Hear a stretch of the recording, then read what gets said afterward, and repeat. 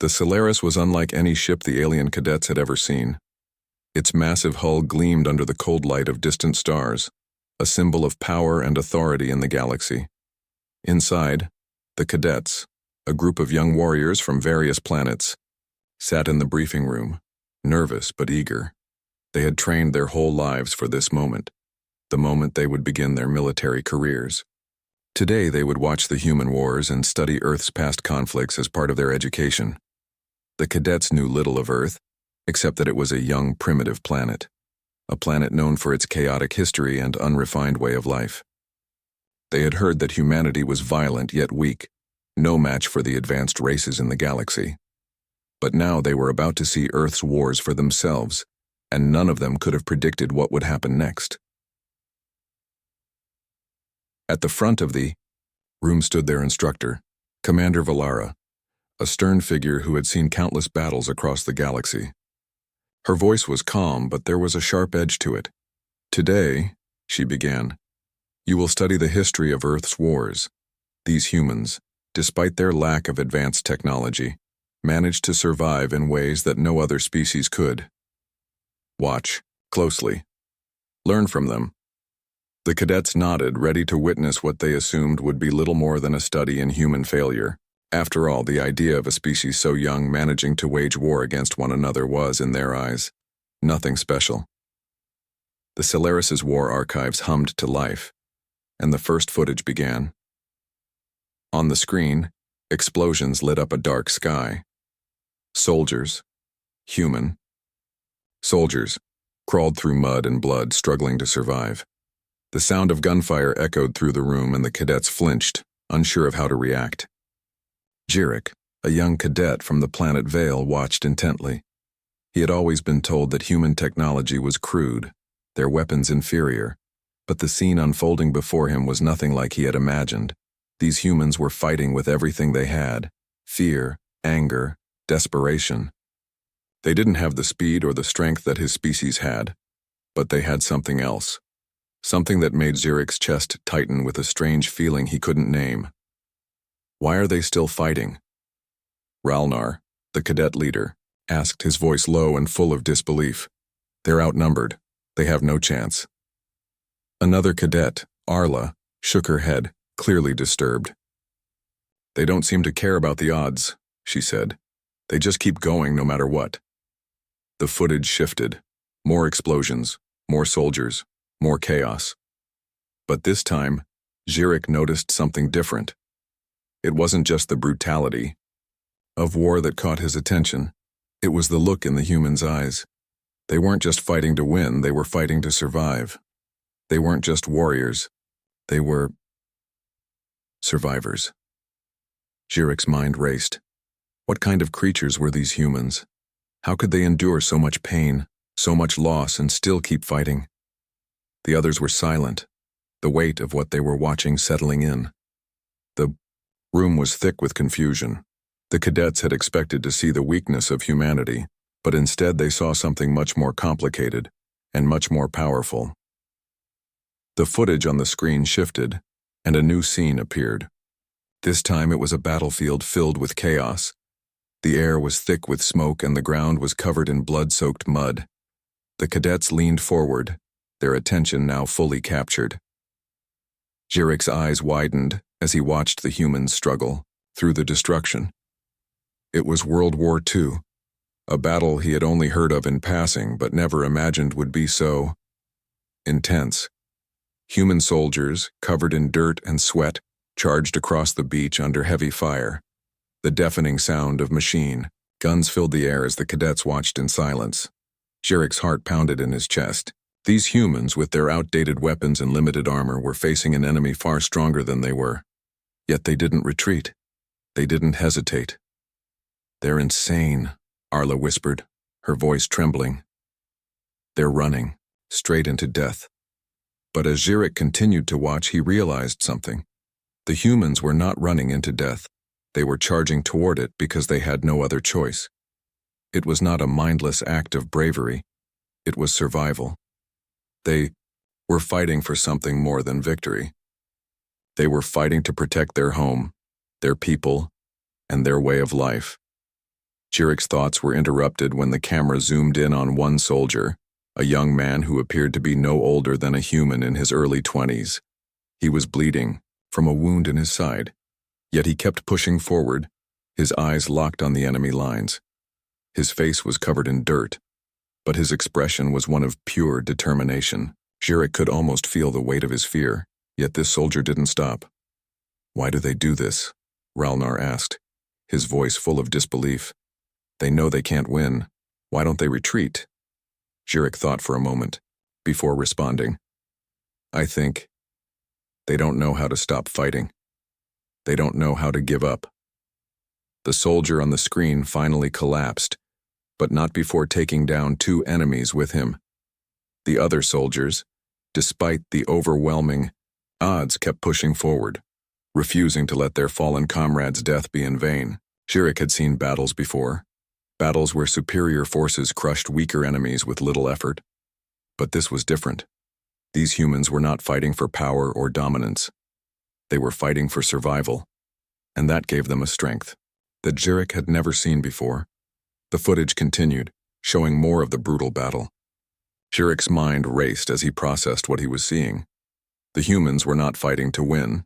They were fighting to survive, and that was something the cadets had never truly understood. The room was silent. No one spoke, not even to comment on the brutality of what they had just witnessed. Jirek's chest felt tight, his thoughts spinning. How could these humans endure such suffering? How could they face death with such resolve? The instructor, Commander Valara, stepped forward. "This is the human spirit," she said quietly. "It is their greatest weapon, not their technology, not their strength, but their will to keep going no matter the cost." Jirek looked around the room.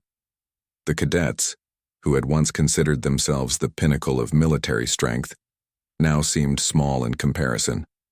The human soldiers, despite their lack of advanced weapons and armor, had something they could never replicate. They had heart, and that heart was powerful. For the first time, Jirek understood. The humans were not weak. They were warriors in their own way, and that made them stronger than any weapon. The next footage was far different from the previous one. The cadets were now watching a war that had taken place many years after the battle on the beach, the Vietnam War. The screen flickered to life, showing the thick jungles of Vietnam, where soldiers moved cautiously through dense trees, weapons ready, eyes alert. Jirek's eyes narrowed as the scene unfolded. The camera panned over a small village, peaceful in appearance, yet the tension was clear. Suddenly the scene shifted. The calm was shattered by explosions, followed by the sound of gunfire. Human soldiers emerged from the jungle, firing their weapons at unseen enemies. The cadets watched as humans fought in brutal close-quarters combat, their faces grim yet determined. Jirek's stomach turned. What he saw was a kind of chaos he had never imagined. The soldiers, young, just like the one from the earlier footage, fought not only for survival but for something darker. This wasn't a battle for land or power. It was a battle for something much more disturbing: control. Are these humans hurting their own people? Arla asked, her voice trembling. The camera showed a group of soldiers marching through the village, moving past terrified civilians. The soldiers' faces were hard, their eyes blank with the weight of war. It was clear now that this wasn't just a fight against an enemy. It was a fight against humanity itself. Villages were burned, families torn apart. The sight made Jirek's heart ache, and he could feel his fellow cadets shifting uncomfortably in their seats. Ralnar, the leader of the cadets, shook his head. This doesn't make sense. Why would they turn on each other like this? Jirek didn't respond immediately. He had seen wars between different species, even between his own kind, but nothing had prepared him for the complexity of what was happening on Earth. These humans were fighting not just with weapons, but with something far deeper: hatred, fear, and confusion. The enemy wasn't just another species. Sometimes the enemy was the very people they were trying to protect. As the footage continued, Jirek saw soldiers struggle with the choices they had to make. One soldier, his face dirty and his body covered in wounds, hesitated before following orders to burn a village. His eyes filled with doubt, yet he moved forward doing what he had been told. Another soldier, younger and more idealistic, tried to stop him, but the decision was made. The village went up in flames. Shirik's chest tightened. These soldiers weren't fighting just to protect their homes. They were fighting out of fear, out of a need to follow orders even when those orders didn't feel right. These were young humans, much like the cadets watching the footage, yet they were facing a darkness far beyond what they could have imagined. "I don't understand," Shirik said, his voice barely a whisper. "How can they keep going when they know they're causing so much pain?" The others didn't respond. They were all staring at the screen, unable to look away. The truth was beginning to settle in. Humans didn't just fight for survival. They fought for their beliefs, their ideals, even when those ideals led them down a painful path, and that was something none of the cadets had expected. Shirik couldn't help but feel the weight of what he was seeing. Humans weren't just fighters. They were complex. Their wars were not simple struggles. They were a mirror of everything a civilization could face: the light and the darkness, the bravery and the betrayal. The footage ended with a long shot of the burning village, the flames rising high into the sky. There was no music, no sound, just the crackling of fire.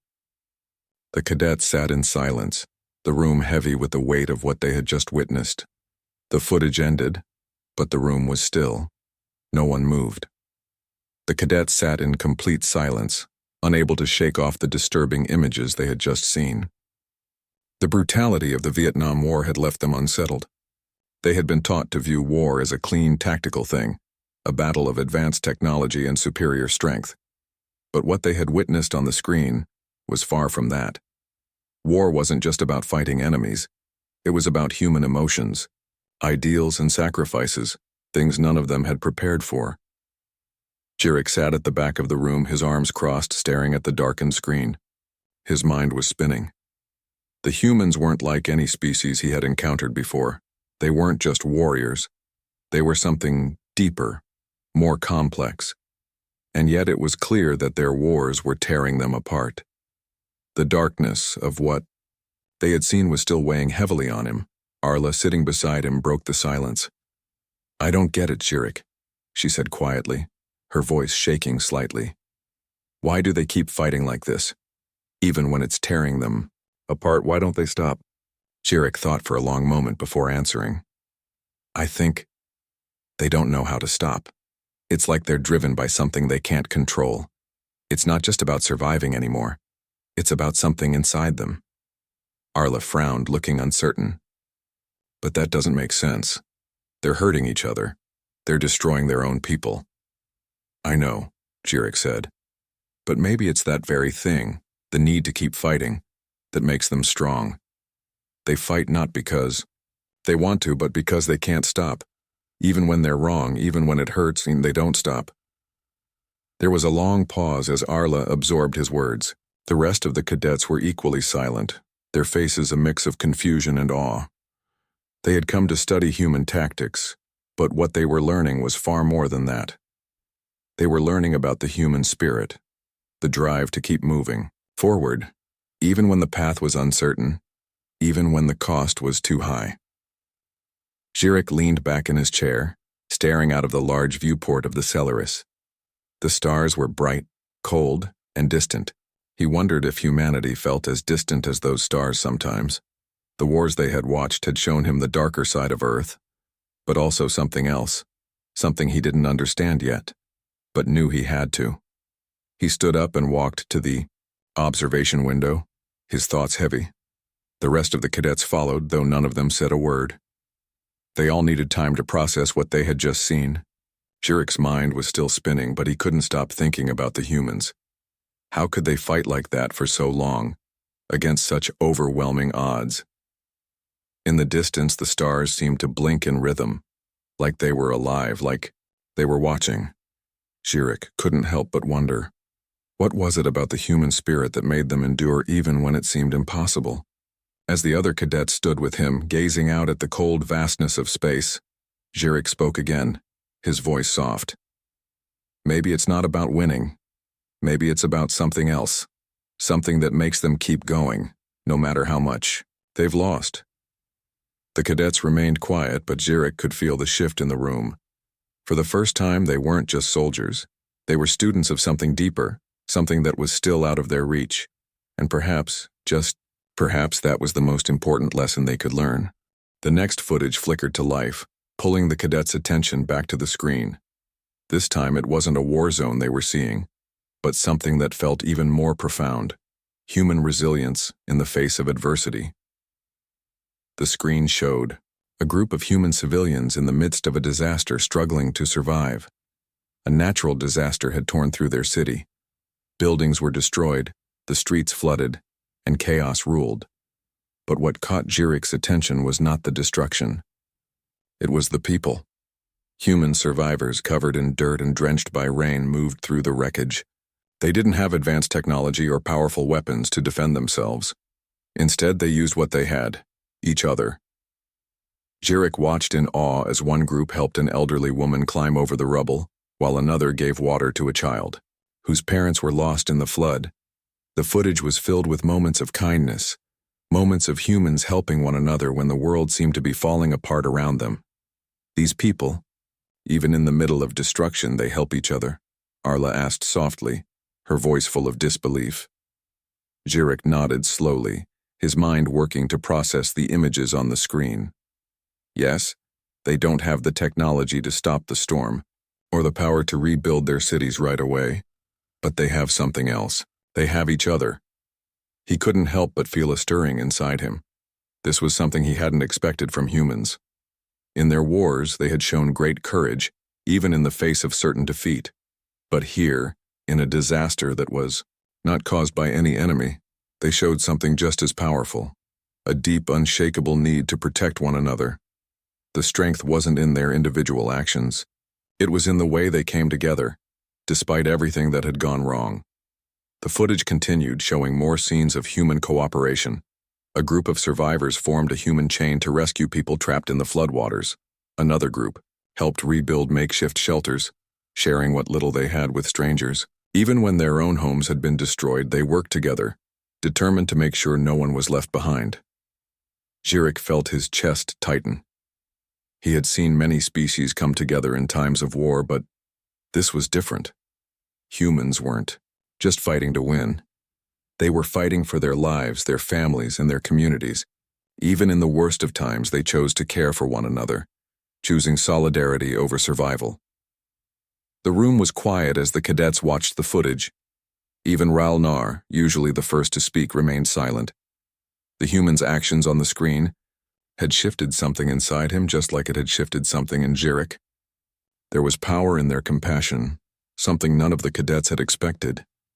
They had expected to see weakness, but instead, they saw a strength that came from unity. As the footage ended, Commander Valara's voice cut through the silence. "This," she said, "is the other side of the human spirit.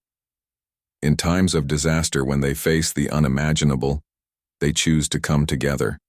It is this strength, the strength of community, that makes them unique. In the face of destruction, they build something new, together."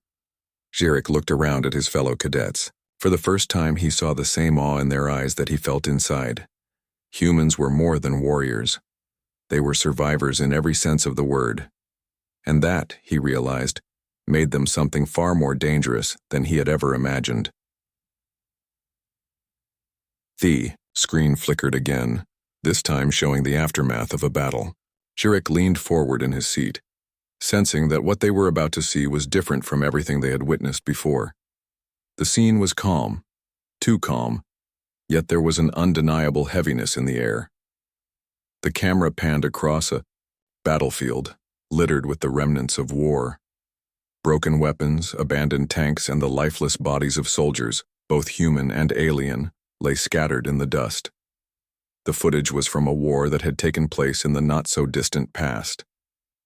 It was not a war of honor or glory, but one of desperation.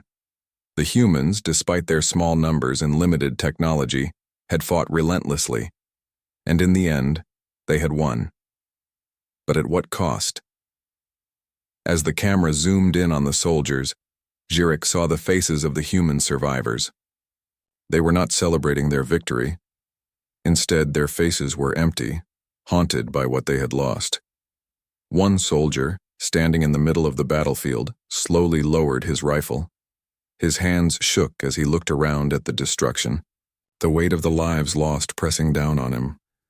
"I thought they would be happy," Arla whispered, her voice filled with confusion. "They won, didn't they? Why do they look like this?" Zhirek watched the soldier, his eyes narrowing. "It's because they know what it cost. Victory is not always sweet when it comes at such a high price." The camera focused on the soldier's face, revealing the depth of his sorrow. He had won, yes, but his eyes reflected something deeper. Regret. The faces of his comrades echoed the same pain. They had lost so much in the process of winning. Friends, families, innocent lives. The cost of their victory had been far more than they had expected. The footage continued, showing humans returning home after the war. But even as they stepped back into their cities, there was no joy.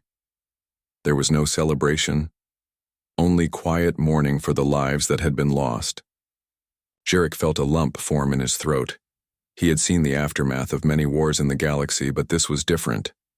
The humans didn't revel in their triumphs. They carried the weight of every life lost, every battle fought. "They don't celebrate because there's nothing to celebrate," Ralnar said, his voice quiet. "They've won, but they've lost so much more." Zhirek nodded slowly, understanding what his fellow cadet meant. The humans fought because they had to, not because they wanted to. They didn't fight for glory or power, but for survival. And sometimes that meant losing parts of themselves in the process. Commander Valara's voice broke through their thoughts. "This," she said, "is a part of the human experience that cannot be ignored. They fight not only to protect their people, but also to protect their humanity. The price of victory is always high. But for the humans, the cost is something they are forced to carry with them long after the battle is over." The room was quiet again. Zhirek looked around at his fellow cadets. For the first time, they understood. It wasn't just about war or fighting. It was about everything that came with it, the loss, the grief, and the deep burden of victory. Zhirek felt a shift inside him. The humans had shown him something no other species had. They were not invincible. They were vulnerable, just like everyone else. But what made them powerful was their ability to endure, even when the cost of winning was too high. The footage on the screen changed once more. This time the image was different, brighter, more hopeful. Zhirek and the other cadets leaned forward, sensing that this would be something unique. The scene opened to a city filled with towering structures made of glass and metal, a vision of the future that seemed almost impossible to the cadets. Yet this was Earth's future, a world where technology, peace, and progress came together. The camera showed humans working together, not in the chaos of battle, but in the construction of something new. People from different cultures and backgrounds collaborated to build massive cities, advanced machines, and clean energy systems. The streets were filled with children playing, their laughter echoing in the background as adults walked by, focused on their work. Zhirek's eyes widened. This is their future?" he asked quietly, still taking in the beauty of what he was seeing. "Yes," Commander Valara replied. "This is what humanity strives for. It is not only about survival or victory. It is about what comes after. It is about creating a world where the mistakes of the past do not define the future." The camera focused on a group of human scientists in a lab, working together to solve problems like hunger, disease, and environmental damage. They weren't fighting anymore. They were working side by side, using their technology and intellect to heal the wounds left by the wars and disasters of the past. Zhirek could see the passion in their eyes. It wasn't just about fixing problems, it was about ensuring that future generations would not have to face the same struggles. Arla spoke up, her voice filled with awe. They've learned from their mistakes. Zhirek nodded slowly. Yes, they know their past is filled with pain and destruction, but they've chosen to build something better. They've chosen to move forward, not by forgetting, but by learning. The footage shifted, showing a massive space station in orbit where humans were working alongside other species, exchanging knowledge and resources. The station was a symbol of unity, a place where different cultures and species coexisted, working toward a common goal. Zhirek felt a pang of admiration. The humans, despite all the pain they had gone through, had not given up on the idea of a better future. Look at them, Ralnar said, his voice filled with amazement. They are reaching for the stars, not just for themselves, but for all life. They've realized that the key to their survival is cooperation. Zhirek was silent for a moment, thinking. He had seen so much of human history, both the destruction and the resilience. But now, he saw something that gave him hope. It was clear to him that humanity, despite all its flaws, had the capacity to grow, to adapt, and to heal. As the footage continued showing humans in space, building new colonies on distant planets, Zhirek knew that Earth's future was uncertain, like any civilization's future. But what stood out to him most was that humanity had a choice. They had chosen to learn, to grow, and to build a future that could make up for the mistakes of their past. The video ended, and the screen went dark. For a long time, no one moved. The cadets were lost in thought, reflecting on the images they had seen. Zhirek felt a sense of peace settle over him. The humans, despite everything, had found a way to move forward. And that, more than anything, was what made them extraordinary.